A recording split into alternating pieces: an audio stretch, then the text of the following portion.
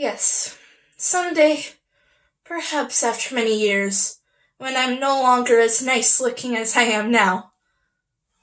Don't laugh at me. I mean, of course, when Torvald is no longer as devoted to me as he is now.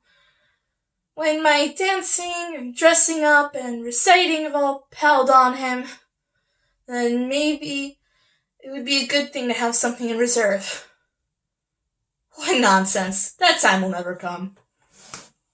Now, what do you think of my great secret, Christine? Do you still think I'm of no use? I can tell you, too, that this affair has caused me a lot of worry. It has by no means been easy for me to meet my engagements punctually.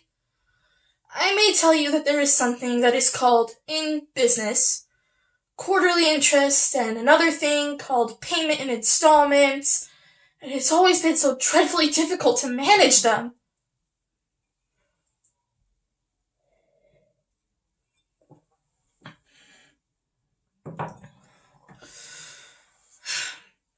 I've had to save a little here and there, where I could. You understand. I've not been able to put aside much for my housekeeping money, for Torvald must have a good table. I couldn't let my children be shabbily dressed. I felt obliged to use up all that he gave me for them. Sweet little darlings. So that is the end of Monologue 1 from A Doll's House by Henrik Ibsen. The next one is from The Importance of Being Earnest by Oscar Wilde.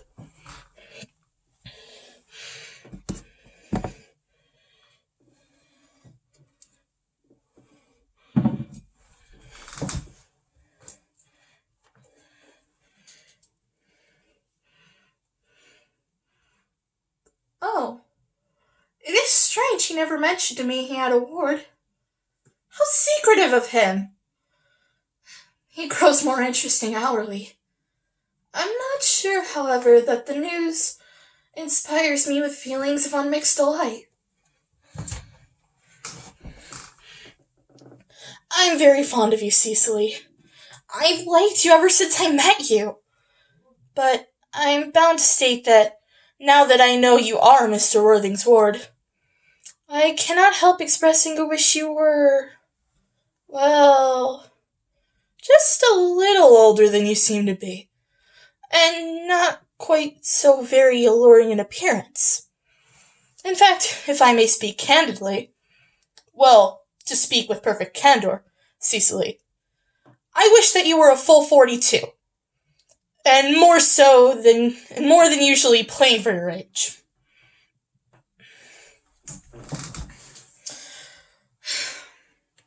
Ernest has a strong upright nature.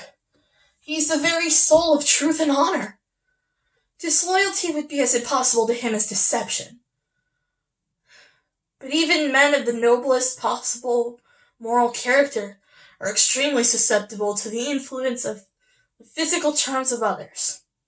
Modern, no less ancient history supplies us with the many most painful examples of what I refer to. If it were not so, indeed, history would be quite unreadable. And that is scene for Monologue 2.